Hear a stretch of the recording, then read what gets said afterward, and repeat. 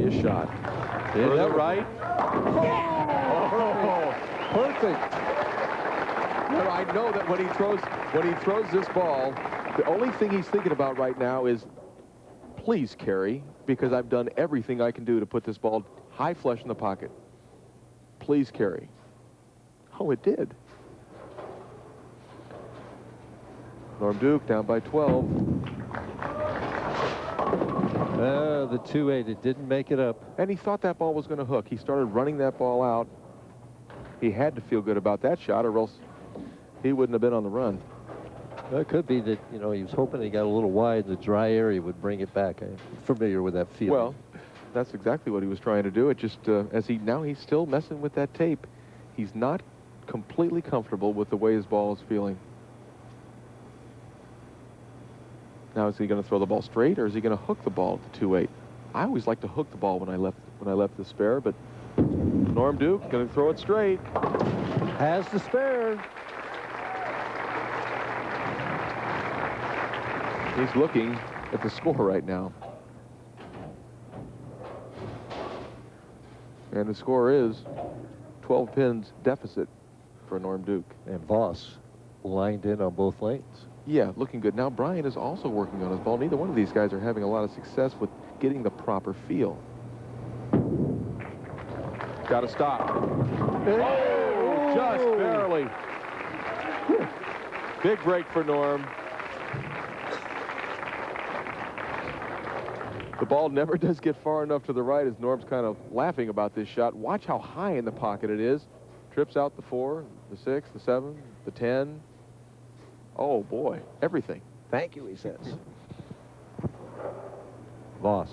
Chance to go up 22 pins. Working on 2 in a row. There's 3.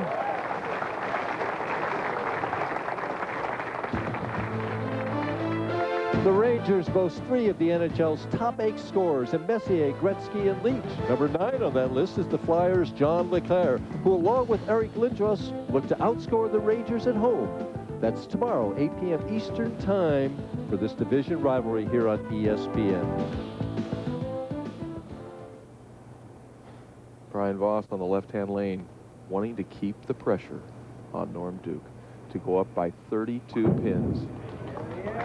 He likes it. Oh! He loves it. The 10-pin scoots out of there. And, you know, Brian took command of this tournament very, very early. Watch this shot as he swings the ball far to the right, slow speed. Here it comes. It's light. Will it carry? Oh. Yes. Looked like he was getting ready to slide into first base. Almost a must strike for Norm. And he comes in light. He comes in high. He's lost.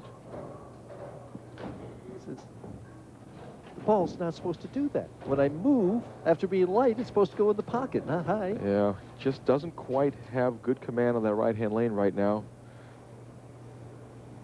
3, 6, 9, 10. Tough spare. Has to make it to stay in the match at all. Needs to hook the ball enough to get that back sleeper pin. Look out! And he goes right past it in pretty much Brian Voss's tournament right now. Brian Voss first took the lead in this tournament in the 3rd round and never, ever looked back. He really was in command. You know, he has a habit of doing that. I can remember once at the PBA National in Toledo, once he got in front, he just never looked back. And they came out on the telecast and shot 250. Some people have a tough time in the lead. Brian Voss doesn't seem to mind it at all. No. Well, a little anticlimactic here as Norm Duke in the 9th frame, trailing by 44 pins, knows that this is a lost cause. Shooting the spare before the rake is even up. He just wants to get out of Brian Voss's way. These two are very, very good friends. I know how disappointed Norm Duke is right now, but I also know that he's happy and he's proud of his buddies. We see this round by round. You can see Brian Voss took command. Never below 4th. Tim Chris led it the first 2 rounds, and then Brian Voss said, I think I'll take this all the way. Leaves the 10-pin, but he really doesn't care. That. Yeah, he says, he's looking over the scoreboard right now, and should make him smile.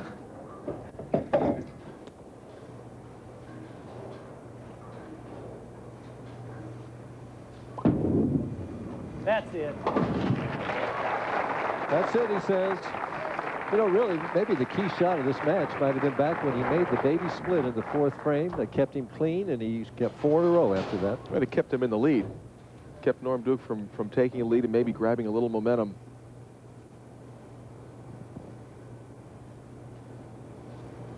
Tenth frame. Voss. That's a little. The 6-pin. You know, when you've got it all wrapped up, you know, it's kind of it's tough to keep going up there and making those crisp shots. He didn't have to make a real good shot there. Just keep it on the lane. He knows he's won this tournament, and he extends his streak to yet another year of winning a title on the PBA Tour. 11 years. And of course, the great Earl Anthony holds the record with 14. And Brian Voss wants that record.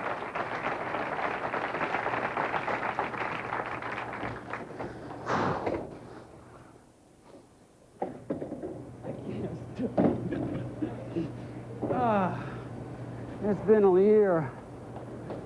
Brian's very emotional about this victory. Come on! Yeah! Stay down! Well, tears of joy for Brian Voss. I'm sure Andre is probably weeping too back in Atlanta. Hey, by the way, these things are pretty tough here, okay? Yeah. Fuck yeah. Oh. It's all. Well, I heard nothing, Brian. I heard nothing.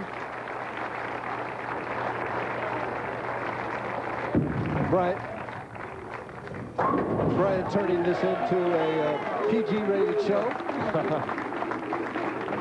right, thank you. Norm finding it when it's as Some high fives going here. Come on now, come on. Right, Go, for yeah. Brian, it's not about how much prize money he won. As you see Norm Duke finishing second for $9,500. For Brian, it is all about winning. Real nice win. All about winning. Yeah. title number 17. You can see his friend, proprietor Mark Frank, giving him a little hug of congratulations. Norm Duke finishes with 185. Our championship match. Final scores: Brian Voss 227, Norm Duke 185. That's 11 years in a row for Brian Voss, and we'll be back to talk with him to see what his thoughts are. Following is a special